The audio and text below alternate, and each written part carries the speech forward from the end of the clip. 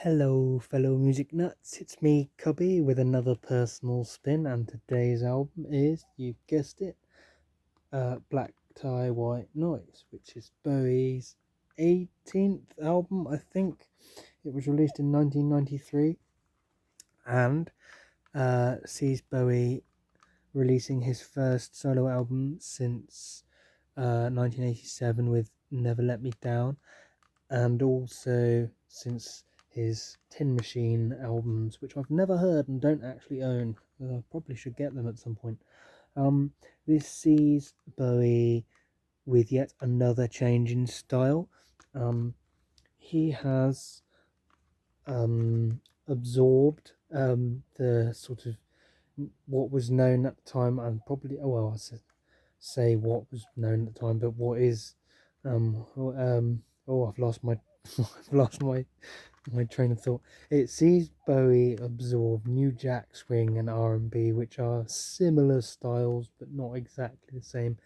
New Jack Swing kind of retains that 80s feel in the sense that it has lots of very upfront drums, but with a different flavor to them. They're not like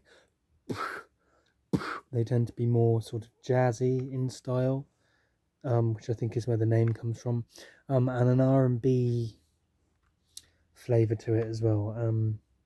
It's a very 90s, early 90s sounding album. There's lots of space in the music. What I mean by that is each instrument is kind of separated in its own place within the music, which you don't find happens these days. And I actually like that. It's one of the things I very much like about this album. Um, some of the standout tracks are Jump, They Say, and Black Tie White Noise. I was trying to discern the lyrics. They're not printed in the book. It seems to be a song about embracing different cultures, um, and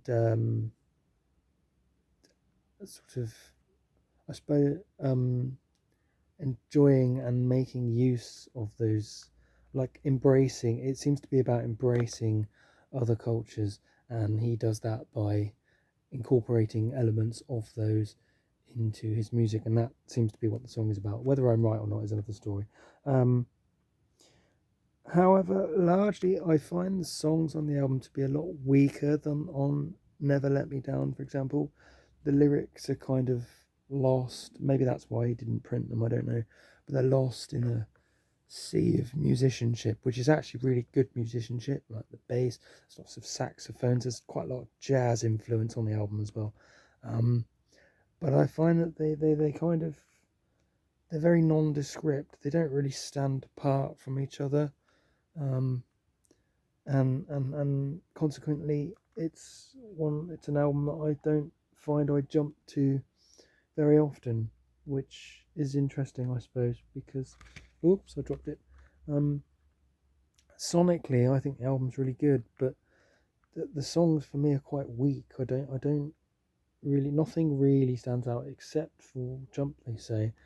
Um, and everything's quite repetitive. The drums, I believe they're played by an actual person, but I think they're actually initially played by an actual person and then sampled. So all the songs are really repetitive and quite, and they're all quite long. So it gets kind of samey, and I find my brain sort of goes into a trance when I listen to the album, and I sort of switch off. So I suppose you could say it's boring in a way. It's not the most exciting album he's ever done, let's put it that way. And for that reason, I kind of give it a 7 out of 10. It's not my favourite album, let's put it that way. Um, and yet, I quite enjoy it. It's one of those albums where each song is good, but I'd probably prefer it on like a compilation mixed with other songs, if that makes sense. Perhaps you could say it's a bit too consistent for its own good, maybe. I don't know.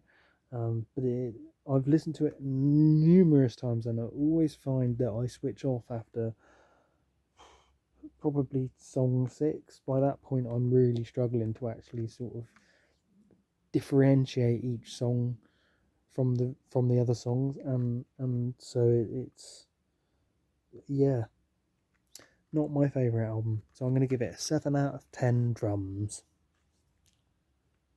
So there we go. Thanks for watching.